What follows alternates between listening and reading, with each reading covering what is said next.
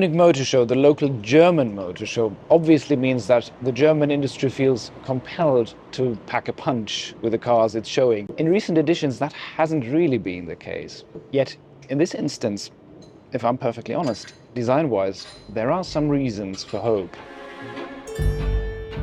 The star car of the show, obviously, is the Audi Concept C. Audi is the quintessential design brand, at least has been the quintessential design brand for some time, whereas over the past 5 years or so, I would like to liken Audi to Opel with a bigger marketing budget, simply because the brand had completely lost its way. Concept C acts as a palate cleanser, as a back to basics symbol for Audi, back to clarity. That's actually the term Audi themselves are using, and for once it's not a hollow marketing claim, but it's an actual representation of the car and everything surrounding it. Because not just the car, but also the setting in which the car is presented, which is an almost Tadao-Ando-like pavilion in downtown Munich, as well as even details like the typography used, really represent clarity, really represent a return to the values that Audi once stood for.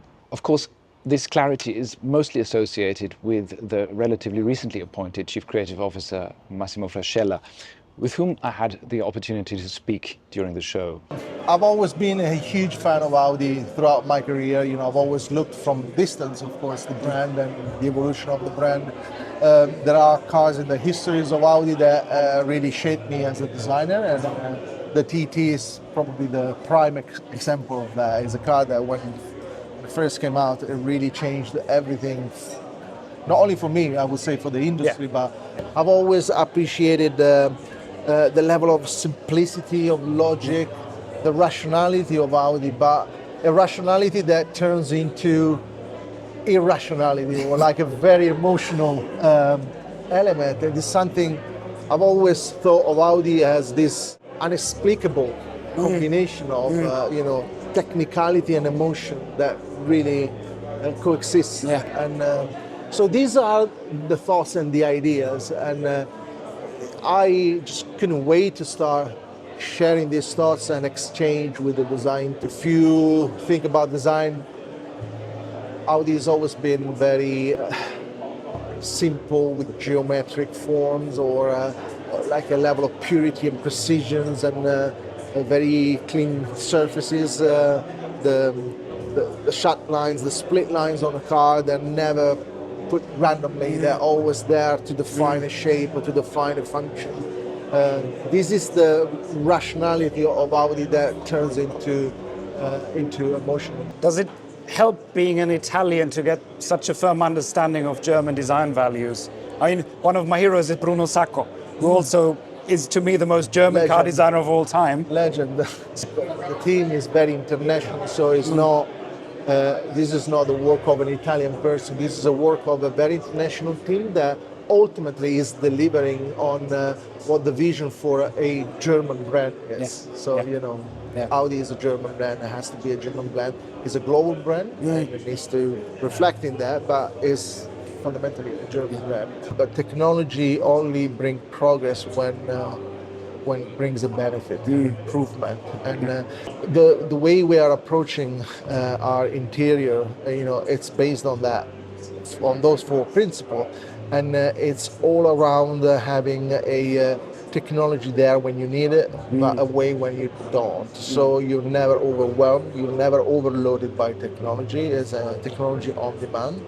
So we're not taking away anything from what is a good Audi experience for our customers. Yes, reduction doesn't mean taking things out just to remove things. You remove what's not necessary. You focus, but you focus on what is important. And as a tactile experience, I mean, just looking at these aluminium elements, for more than two decades, Audi had been the industry standard as far as perceived quality and cabin design was concerned. Yeah, it talks to the authenticity of the material, the honesty, and the feel of quality that you have with the real metal, the famous Audi click. When you interact with the hardware, you feel there is a sense of precision and technicality in everything. The steering wheel is is a very simple round shape, because that's the most effective, most natural, shape for a steering wheel. You look at the materials, the textile. We wanted to give a sort of a modern, progressive interpretation to what a sports car is, a two-seater. So we use this textile, this beautiful, high-quality textile that also incorporates the speaker grills. For instance, you don't need a speaker mesh because it's behind the textile. So again, you don't need to see it. It just needs to function, right? And this brings a free from this distraction sort of experience and environment to the vehicle. And I mean, in today's age of very high production costs, how realistic is it that we'll find these ideas and some of these materials in a production car? Yeah, it's very realistic. As I said, I wouldn't focus on one particular element. The car is a very close representation and manifestation of what we're doing, and what you will see in a couple of years' time.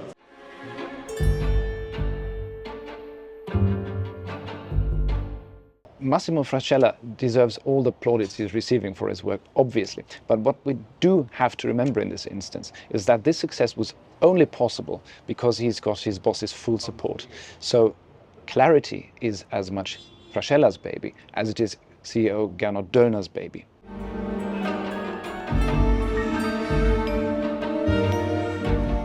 I would view Concept C less as a pastiche and more of an encapsulation, an essence of the design values that Audi once stood for. In that sense, to me, it's not a time-traveling machine back to the 1990s. Rather amusingly, this morning, I read that Mercedes' Chief Creative Officer Gordon Wagener felt compelled to note that Concept C's interior looks like something from the year 1995. Maybe that was intended as an insult. I would view it as a compliment, because generally speaking, the aesthetic standards in car design in 1995 were rather higher than in, let's say, the year 2024.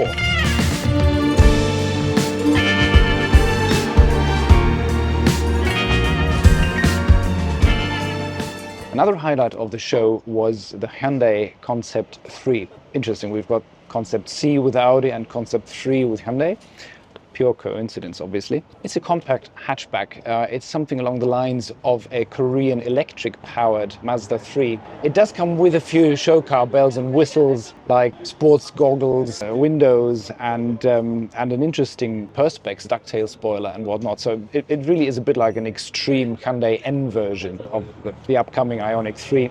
What's most interesting about it is that it plays with the way its sheet metal has been formed. And that's because Hyundai produce their own steel, which has allowed the designers to have a rather fundamental say in how steel is employed in this design. That lends it a very interesting shape, especially the C-pillar, which is quite a deep panel, is very unusual, very interesting, as is the overall appearance of the car. It's just a bit of a shame that apparently there was no way to produce the show car in brushed stainless steel, because that would have really highlighted the special quality of the sheet metal, of the surfacing of this car. Interior-wise, it's an interesting spin on the kind of satellite user interface that Citroën were using in the 1970s.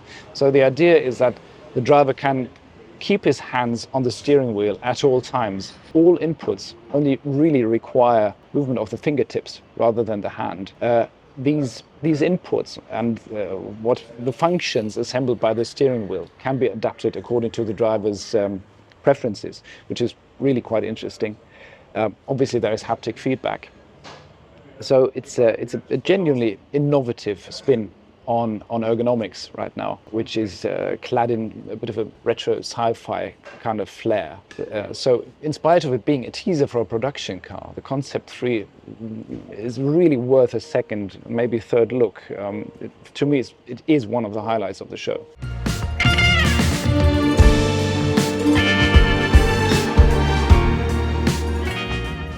VW design are also experiencing a return to form.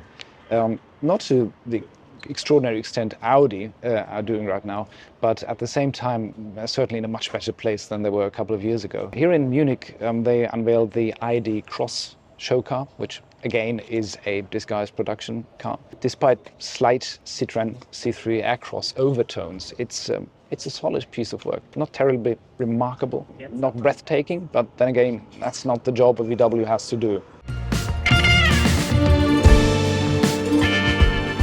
One car that wasn't on display here in Munich is the Bentley EXP15 show car, which is supposed to augur in a new era in Bentley design. It's an electric saloon with, let's say, a bit of an SUV flair. It's a very stark shape. It's much more block-like, much more monolithic than Bentleys of the past 25 years have been. As a statement of intent, the Bentley EXP15 is very interesting. Unfortunately, no Bentley designers were in attendance during the motor show, but Bentley's CEO, who obviously also has a saying in matters of design. So I had a word with Frank Walliser about the future of Bentley design. EXP15 showed as a study looking very, very far in the future, how a Bentley could look like in the future. It's also a little bit testing the waters, especially on the question, what is the future of a limousine? Will there be a market for a sedan in the future, or will be everything SUV? That's something what drives us and why we kind of tested it and got different feedbacks.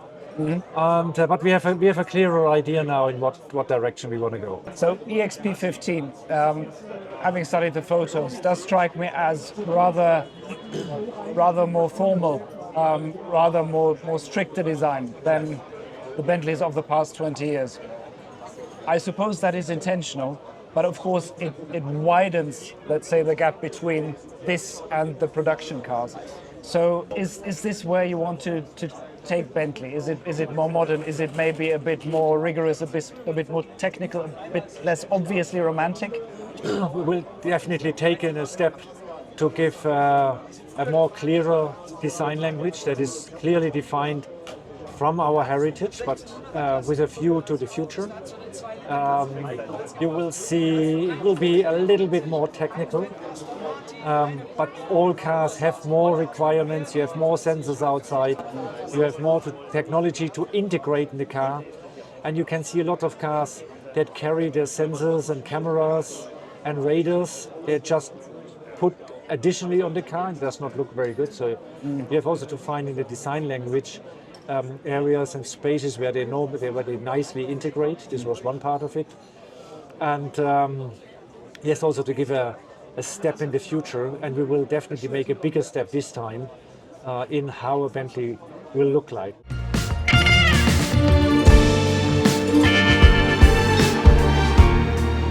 Renault unveiled the new Clio, which is the heartland of the brand, obviously.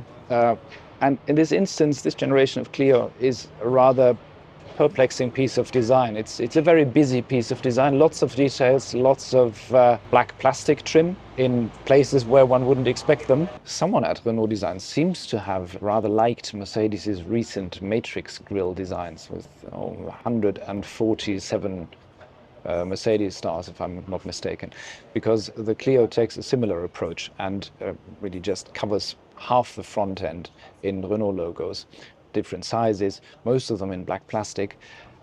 Despite that branding overload, it's not the most charismatic of car designs, and it's not all that easily recognizable as a Renault, ironically.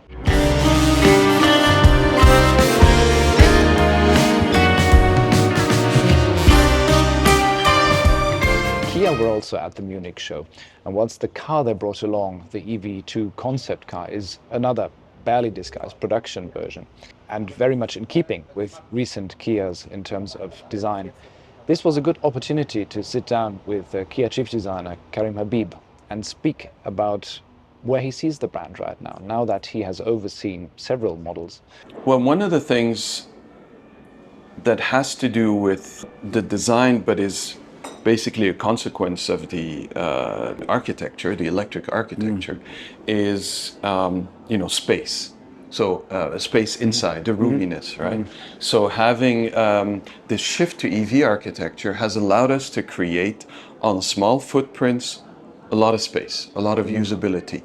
Getting rid of the center console, having the flat floor, These are things that, in my view, are better customer experience. Well, the architecture allowed us as well, as you know, EVs have the advantage of having just better proportions. I mean, better, let's say premium proportions were not available to a manufacturer like us before. By that, I mean long wheelbase, big wheels, short overhangs, right? These are the things that were really only domain of premium manufacturers.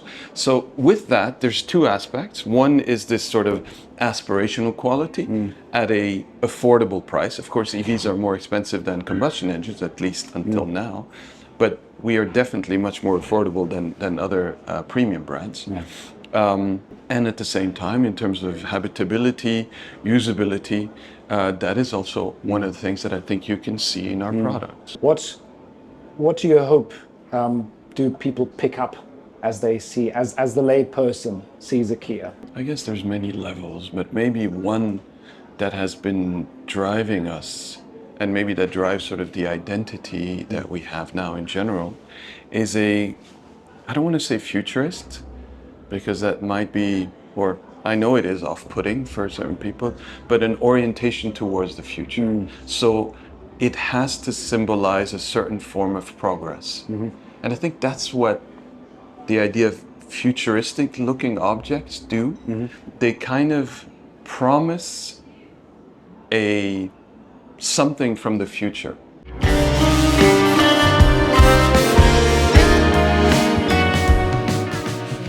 The most significant German production design unveiled at the Munich show, of course, is the BMW iX3s. It's the first production iteration of the Neue Klasse platform. It doesn't quite deliver as much as the concept car had promised aesthetics-wise, but it's much more balanced. It's much cleaner than previous BMW designs. There is still some of that residual awkwardness that has defined the Ducats era of BMW design with regards to some proportions, some details, but generally speaking, it's a great improvement over more recent BMWs. Cabin in particular, which features not just a new interface, but an entirely new architecture, is very interesting and suggests that genuine progress can be made in this field too, and not just by Chinese, but also by German car makers. In that sense, all things considered, iX3 must be considered a success for the German sector, and for BMW in particular, after a couple of rather challenging years design-wise.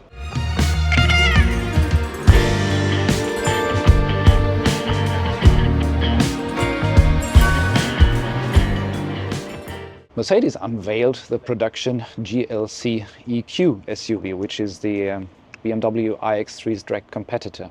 Comparing these two, the Mercedes is facing quite the uphill struggle, and not just, but also because of its rather peculiar snout, which does appear very much like an afterthought. The Mercedes GLC EQ's front grille features a pixel design that's not unlike Hyundai's, but of course it's framed by a thick chrome surround that, despite its rather cheap appearance, is said to be made using 10 production steps. Premium in terms of production maybe, but certainly not premium in terms of appearance. As far as rightful claims of design excellence are concerned, it would seem as though Mercedes-Benz have the biggest challenge among the German brands at their hands right now.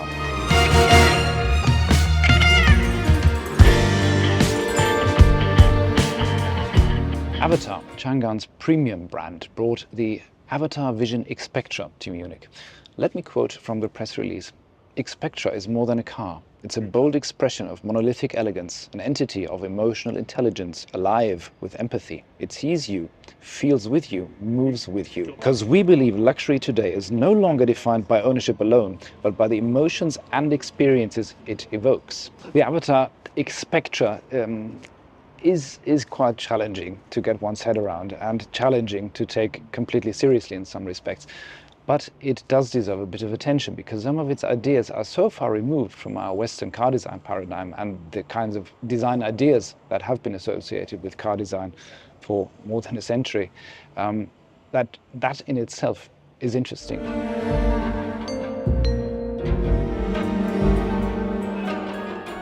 One car that was present at the Munich show that was hardly fresh out of the box, but still worth a look or two, is the Lotus Theory 1. Lotus's struggles right now are well documented. At the same time, Theory 1 suggests that there is substance not just to the Lotus brand, but the Lotus design team as well. I was presented with an opportunity to take a first-hand look at the car by a member of the design team, Amar Vaya, who kindly took the time to explain Theory 1 to me. So what you're looking at here is a design manifesto for the future of all of our cars. It's embodying all the values from the brand which we are trying to strengthen and embolden, let's say, so that these kind of values are the leader of everything we do going forwards. Speaking of Lotus's design heritage, you have the Esprit, but the Esprit is a Giugiaro piece of design rather than a Lotus piece of design as far as I'm concerned. You've got the Elise, which was one of the first, let's say, romantic nods towards the past of a brand back in the mid-90s. You've got the Europa, you've got the Super 7, of course. There is very little linking these cars aesthetically. Spiritually, yes, but not aesthetically. Correct, yeah. How did you address that with this? Well, it's not really about creating a family of or a linear line throughout history. It's not about that. So it's taking values from each of those cars. What made it special?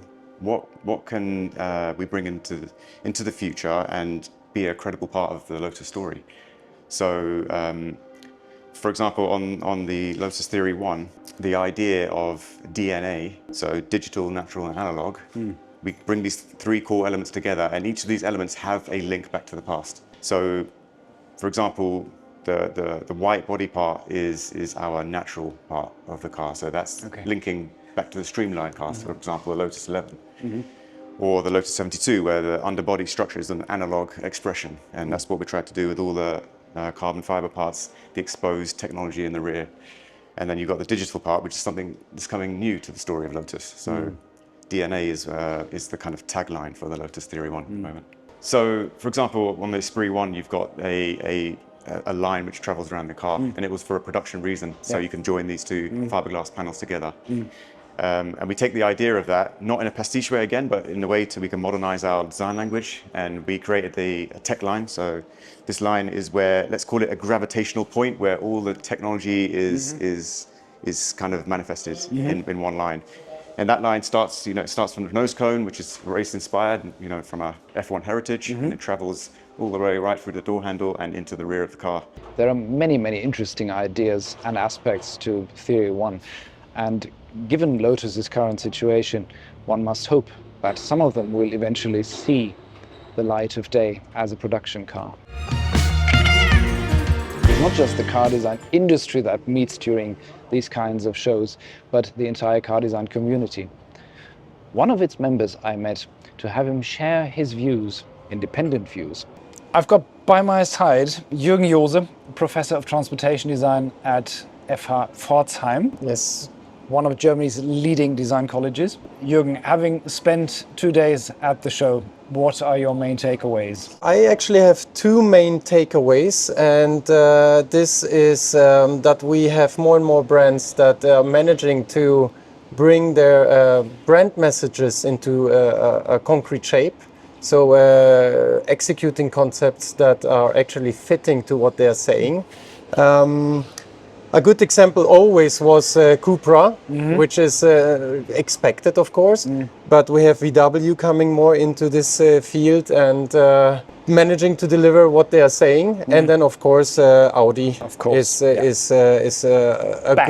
very good example, is back. Audi is back. With a clear message and a very clear execution. Yeah. And my second takeaway is actually execution, which I'm very happy of that it is also back. And it's again the Audi, that execution matters. Indeed. Which I was missing in some of our German brands lately, and still am in some of them. So it was really nice to see that well executed line work, graphics, surfacing make a difference. And even if normal people cannot really pinpoint and describe it, they can feel it. And I think these are my two main takeaways. How would you respond to any criticism that, with regards to concepts, there was nothing groundbreaking on show? Yeah, I think it's times where we rather need more clarity again. Sorry, I'm repeating myself. And therefore, if it's true, it's true. Yes, yes. And therefore, I think rather not making too big of a fuss to, let's say, concepts that are hard to grasp, hard to understand. And I think we all need a little bit of grounding. And I'm not talking about not being progressive, but being comprehensible to make sure that people get what you want to convey. And therefore, I think that might be a reason for that. Your car of the show? The Audi Concept C. Yes. Quelle surprise? Yeah. At some point during the 2025 Munich Motor Show, I felt a sense of disappointment because there were no grand designs, no new concepts that were shaking the fundamentals of automotive design or mobility. What we saw there were cars, electrically driven of course, but still fundamentally cars. No mobility devices, but cars. Having thought about it though, I don't find that all that disappointing because quite a few of these cars were good, featured good car design, good solutions, and they were not that far from production reality, or they were a production reality. Now let's see what the 2027 Munich Motor Show will bring to us then.